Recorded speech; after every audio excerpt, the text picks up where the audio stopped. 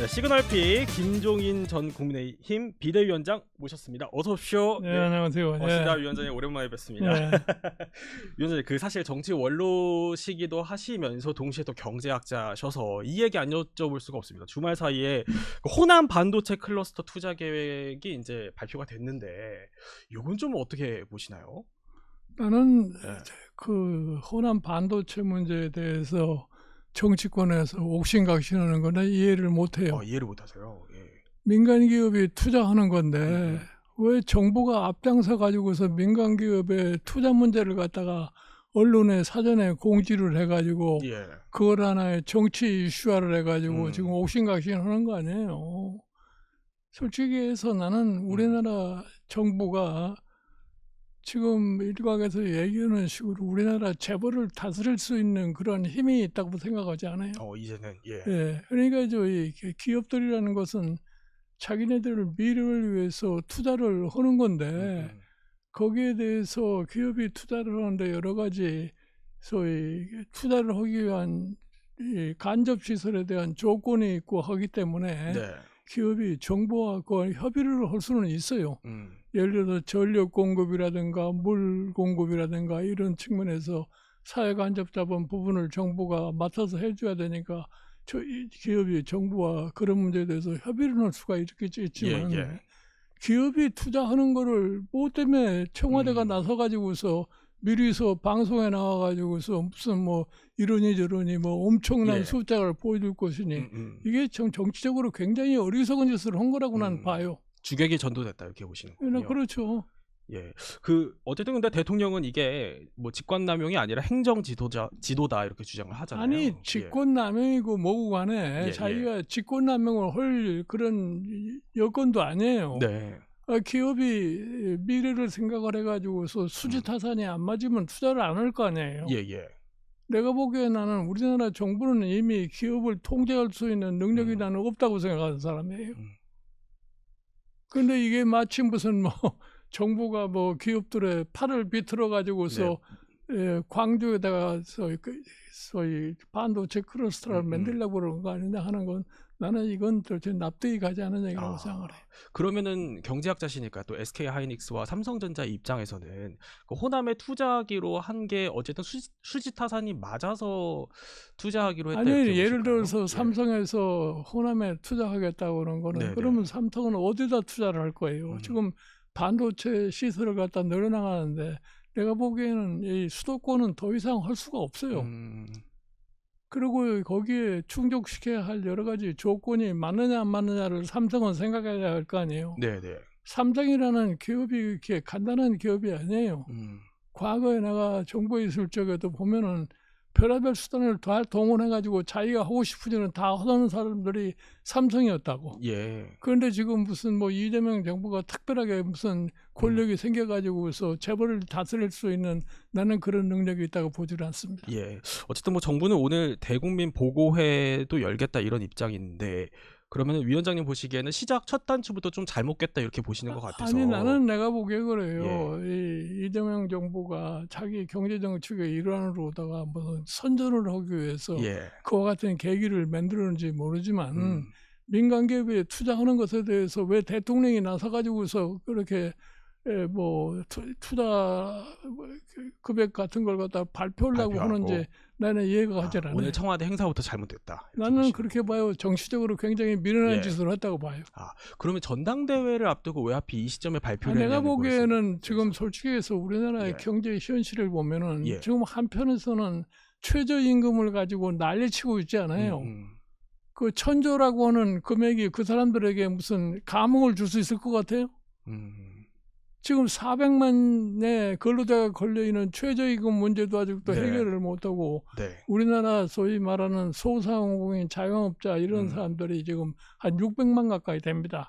거기에다가 기초생활수급자가 230만 명 그러면 1,200만 이상이 되는 사람들이 지금 사실은 경제적으로 굉장히 어려운 이런 상황에 있는데 과거와 달리 지금 국민들이 뭐 1,000조를 투자했다는 것에 대해서 일반 국민이 아무런 감흥을 느끼지는 않습니다. 난 그러한 짓을 정부가 왜 저러는지 난 이해가 가질 않아요. 어쨌든 워낙 대규모 투자다 보니까 위원장님, 그러면 이거를 다시 처음부터 이제 공모 절차를 밟아서 좀 공정하게 좀 그렇게 진행해야 아니 될까요? 이거는 뭐 공모 절차를 밟을 예. 필요도 없어요. 이거는 기업 스스로가 정하는 기업이 거기 정하는. 때문에 네. 무슨 이게 뭐 정부가 입찰하는 것도 아닌데 무슨 공모 절차를 뭐 때문에 필요해요. 알겠습니다. 어떤 말씀인지. 네, 그 지금 민주당 얘기도 잠깐 해볼게요, 위원장님. 그 유시민 작가가 지난주 금요일쯤에 이제 방송에 나와서 증축 재건축론 얘기를 하신 거 들으셨죠? 이거 좀 어떻게 들으셨나요, 위원장님? 나는 그것도 납득이 가지 않는 얘기를 했다고 생각하는데 예를 들어서 민주당이 무슨 정당이에요? 자기네들 자칭 얘기하는 진보 정당이잖아요. 솔직히 얘기해서 그 사람들이 진보 정당이라고 말만 하지 진보에 가까운 뭐 정책이라는 것이 이루어진 게 있어요? 쉽게 얘기해서 우리가 지금 20여 년 동안 소위 양극화 문제를 갖다가 거론하고 있는데 예. 진보 정당이라고 하는 것이 집권을 했지만 그 사람들이 무슨 소위 이 양극화 해소하는데 무슨 방안을 냈어요?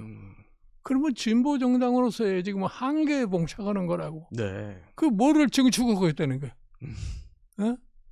그러니까 지금 그거 가지고 한계에 봉착했기 때문에 중도를 넓히자고 했다고 하기 때문에 이재명 대통령이 무슨 뭐 우리는 중도 보수를 지향한다 하는 지난번 선거에 그랬던 거 아니에요. 네네. 그러니까 뭐 증축론이라는 게 웃기는 얘기라고 난 생각을 해요. 뭐를 증축하고 있다는 거예요 지금. 도저 증축할 게 없다. 예. 그러니까 지금 시대가 변하고 일반 국민의 의식 구조가 달라졌으면은 네. 정당도 새로운 어떤 목표를 지향해야 할 거 아니에요. 근데 이런 걸 꺼내드는 게 이제 잘못됐다라고 평가를 나는 해주셨는데. 그런 걸 가지고서 당내에서 이렇고 저렇고 했다는 것이 당이 굉장히 나는 유치하다고 생각하는 유치하다. 네. 어쨌든 과열이 되고 있어요. 전당대회가 이제 벌써부터 꽤 많이 남았는데 이제 이러면은 사실 누가 당대표가 되더라도 내상을 입을 수밖에 없고, 마치 민주당의 한 의원이 이런 말씀을 하시더라고요. 열린우리당 시절 분당 기억을 꺼내는 것 같다라고 평가를 해서 어떻게 좀 보고 계세요, 이 상황을? 지금 예를 들어서 뭐 열린우리당 시절에 제대로 가지 못하니까 열린우리당이라는 것은 그냥 노무현 대통령 임기 안에 무너져 버린 거 아니에요. 지금 예를 들어서 국민의힘이 여당이니까 그렇지, 만약에 야당의 경우에 이런 사태가 나면은 또 저 사람들 서로 아우성을 내가지고서 분할할지도 모르는 그런 상황에 터다를 거예요. 네. 내가 사실은 2016년에 민주당의 비대위원장에 갔잖아요. 계셨죠. 그때 상황을 한번 상상을 해봐라 이거예요. 근데 솔직히 얘기해서 민주당을 2016년 선거에서 1당을 만들었는데 네네.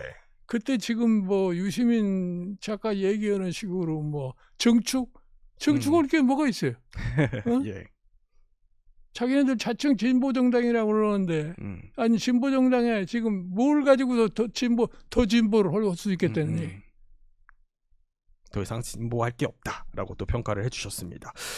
하나만 더 여쭤보면, 민주당은 혹시 이제 일각에서는 정청래 전 대표가 이번에 연임을 하게 되면 레임덕의 시작이다, 정부의 레임덕의 시작이다라는 평가들도 나옵니다. 여기에 대해서는 동의하십니까? 나는 뭐 그거에 대해서 동의도 하지 않고 과연 정청래 대표가 연임이 가능한 건지 그것도 나는 굉장히 회의적이에요. 어떻게 전망하세요? 예. 정청래 대표는 일단 자기가 대표 자질을 가졌기 때문에 그거를 유지하려고 애를 쓸 거예요. 그런데 지난 1년 동안에 이재명 대통령과 정청래 지금 당대표 간의 관계가 그렇게 원활했다고 난 보지를 않아요. 그렇기 때문에 아마 이재명 대표가 지금 이 다음 당대표를 특정인에 대해서 선호를 하는 그런 모습을 보이고 있기 때문에 결과적으로는 그러한 결과가 나오지 않을까 나는 생각을 해요. 그러한 결과라고 하면 김민석 총리의 당선이 조금 더 유력해 보인다. 그런 거죠. 송영길 의원은 마지막에 단일화를 하게 될 걸로 보세요. 송영길 의원의 출마는 그 사람은 이미 한번 당 대표를 했던 사람 아니에요. 그러니까 어떤 의미에서 보면은 사실은 김민석 후보를 측면지원한다는 측면에서 아마 출마를 하지 않나 나는 이렇게 생각을 해요. 그렇게 보시는군요. 자, 국민의힘 얘기도 해볼게요, 위원장님. 그 장동혁 대표가 이제 사퇴 요구에 대해서는 이제 일축을 하면서 오히려 징계 카드를 지금 꺼내 들었어요. 주말 사이에. 아니 어떻게 뭐 보세요? 지금까지 하던 방법을 그대로 하겠다는 얘기 아니에요. 지금 예. 사실은 국민의힘이 왜 저렇게 난맥상을 보이고 있느냐는 거는 음. 솔직히 얘기해서 장동혁 대표의 기본적으로 당 운영의 모순 때문에 이런 일이 생기는 거예요. 아니 자기에 대해서 조금만 비판한다고 그래가지고 네. 그거를 뭐 증거에 축출하는 그러한 소위 리더가 돼가지고 어떻게 당을 끌고 간다고 생각하겠어요. 그리고 최근에 얘기하는 뭐 김재섭이니 김용태 의원이니 예. 뭐 우재준 의원이 그게 가장 당내에서의 소장파에 속하는 사람들이 그 사람들이 자기에 대해서 좀 불편한 소리를 한다고 그래서 그거를 즉각적으로 제명하겠다고 하는 그런 얘기를 하는 거는 네. 리더로서의 자질이 난 충분치 못하다고 생각합니다. 근데 이제 장 대표 입장에서는 그게 당원들의 요구다라는 이제 근거를 내세우고 있잖아요. 당원들의 요구라는 것은 예. 그 하나의 형식으로 얘기를 하는 것이지 실질적으로 당 내부에서 내가 보기에는 국민의힘의 당원들도 앞으로 시간이 감에 따라서 점점 변화할 거라고 나는 생각을 해요. 어떻게요? 이런 식으로 예. 가면 다음 총선이 굉장히 불확실해집니다. 네네. 국민의힘은 다음 총선을 제대로 치르지 못할 것 같으면 정당으로서 존재하기가 굉장히 어려울 거라고 나는 봐요. 이번이 고비다. 예. 그럼 이제 당원들도 변화할 걸로 보시는 건데, 그러면 이 장 대표가 일단은 징계 카드까지 정말 꺼내들지도 궁금하고요, 위원장님. 아니 솔직히 얘기해서 이제 장동혁 대표의 임기가 내년 아니에요. 그렇죠. 그러면 네. 내년에 장동혁 대표가 재출마해가지고 꼭 된다는 보장도 없어요. 그렇게 보시는군요. 그럼 이 장 대표 체제가 언제까지 갈 걸로, 얼마나 버틸 모르겠어요. 걸로 그거는 장동혁 대표의 판단에 달려 있겠죠. 그 사람은 예. 뭐 죽어도 당 대표를 내놓을 생각은 지금 안 하는 것 같기도 하기 때문에 네네. 아마 임기까지 이런 상태로 더 끌고 갈지도 모르죠. 그래도 원로로서 조언을 좀 해주신다면 퇴로를 어떻게 마련하는 게 좋겠다. 아니 나는 솔직하게 얘기해서 내가 국민의힘에 가서 참 이 야당을 갖다가 여당으로 만드는데 역할을 해주는 사람인데 예. 그 이후에 사실은 윤석열 대통령이라는 사람이 당을 잘못 운영을 해가지고서 결국은 탄핵도 받고 그 탄핵으로 인해서 당이 지금 어려운 상황에 처하지 않았어요. 그리고 장동혁 대표라는 사람은 솔직히 얘기해서 정치에 들어온 지 3년밖에 안 된 사람이 평상시 같으면 당 대표가 된다는 걸 상상할 수가 없었어요. 예. 그런데 윤석열 대통령 탄핵이라는 그 계기를 이용을 해가지고 무슨 윤어게인이니 뭐 이런 등등을 해가지고서 당 대표가 된 사람 아니에요. 예.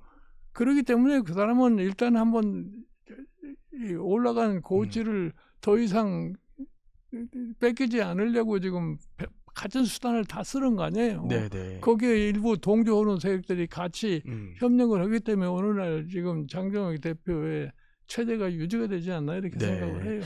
알겠습니다. 그 한동훈 무소속 의원 얘기도 짧게 해볼게요. 그 이제 인터뷰를 통해서 소위 그 배신자 프레임이라고 하죠. 이게 이제 극복됐다. 내가 이번 선거에서 당선되면서 극복됐다. 아니 이렇게 나는 보거든요. 이 한동훈 대표의 예. 배신자라고 하는 얘기는 판단을 하는 사람들의 생각에 따라서 다를 수 있다고 생각하는데 보는 사람의 입장에 따라. 예, 한동훈 대표가 솔직히 얘기해서 나는 한동훈 대표가 굉장히 여당의 소위 대표로서 용감한 사람이라고 생각을 해요. 그래요. 예. 자기의 뭐 어떻게 될지도 모르는 희생을 감내하고 계엄을 선포와 동시에 반대하는 그러한 용기를 보여줬던 사람 아니에요. 솔직히 얘기해서 국민의힘에는 그런 용기를 가진 사람이 아무도 없어요. 그래요. 아예 없어요. 네. 근데 그거를 배신자로 하면 어떻게 될까요? 그러면 솔직히 해서 국민의힘 사람들은 계엄하에서 살고 싶어 했다는 사람들이라는 논리밖에 안 된다고. 그러니까 사실은 한동훈 대표를 갖다가 억지로 당해서 축출을 해버린 거 아니에요. 네. 그런데 본인이 부산 북구 전혀 생소한 곳에 가서 자기가 정치적으로 생존을 했으면은 그걸 그대로 인정을 하는 것이 나는 정상이라고 봐요. 근데 위원장님 생각은 그렇지만 이제 국민의힘 내부에서는 이제 한동훈 의원에 대해서 아직까지는 사실 반감을 갖고 있는 의원들도 아니 꽤 그러니까 있죠. 예. 국민의힘 내부가 아직도 정치를 못 차려가지고 그러는 건데 그래요. 예. 국민의힘 내부가 그런 식으로 가면은 앞으로 정치적으로 별로 희망이 보이지 않아요. 근데 보면은 이제 조금씩 달라지고 있다라는 평가들도 나옵니다. 뭐 법안에 이름도 같이 올리기도 아니 이게 하고요. 달라질 수밖에 예. 없죠. 그 사람들도 앞으로 2028년 선거를 생각해야 되고 2030년 대선을 생각해야 된다면 네. 정당이라는 것은 정권을 갖다가 획득하기 위한 목적을 가진 것이 정당 아니에요. 그런 과정 속에서 점차적으로 변할 수밖에 없다고 나는 봐요. 그리고 위원장님 보시기에 아까 조금 당원들이 이제 총선을 앞두고 좀 달라질 거다라고 보시는 게 조금 노골적으로 얘기하면 한의원 쪽으로 좀 기울 거다 이렇게 보시는 거군요. 아니 내가 보기엔 무슨 한동훈 쪽으로 가든지 안 가든지는 잘 예. 모르겠지만 현실적으로 놓고 봤을 적에 음. 2030년 대선을 앞두고 솔직하게 얘기해서 네. 국민의힘에서 내놓을 수 있는 인물이 누가 있겠느냐를 생각을 하게 될 거 아니에요. 예. 그렇게 되면은 뭐 이 한동훈 지금 의원이 다시 뜰 수도 있는 거죠. 예를 들어서 2022년 대선에 네. 솔직히 얘기해서 윤석열이라는 검찰총장이 대통령이 되리라고 누가 상상을 했어요. 예. 그러나 선거가 점점 다가오면서 음. 윤석열의 소위 국민 지지도가 다른 사람들에 비해서 월등히 높기 때문에 결국은 윤석열이가 대통령이 된 거 아닙니까? 예. 그러한 현상이 앞으로 남은 4년 동안에 어떻게 변할지는 모르겠어요. 알겠습니다. 그렇게 되면은 뭐 누가 한동훈이가 되든 다른 사람이 되든 대통령 후보로서의 아마 두각을 나타낼 수밖에 없다고 나는 봐요. 누군가가 예. 한동훈 의원 마지막으로 끝으로 하나만 더 여쭤보면 이제 복당이 최종 목표는 아니기 때문에 그 복당 후에 어떤 좀 시간표를 나는 가져야 솔직히 될까요? 해서 한동훈 대표는 복당에 대해서 너무나 조급하게 서두를 필요가 없어요. 서두를 필요가 없다. 예. 예. 시간의 흐름에 따라서 자연적으로 그러한 현상이 올 수밖에 없다고 나는 생각을 해요. 네. 그 한동훈 대표가 뭐 복당을 하든지 안 하든지 간에 그 사람의 아마 궁극적인 목표는 2030년 대선에 출마하는 거라고 생각하기 때문에 그거에 맞춰서 뭐 모든 것이 이루어지지 않겠나 이렇게 생각을 해요. 네, 지금까지 김종인 위원장과 대화 나눠봤습니다. 위원장님 나와주셔서 감사합니다. 네, 고맙습니다. 고맙습니다. 예, 예.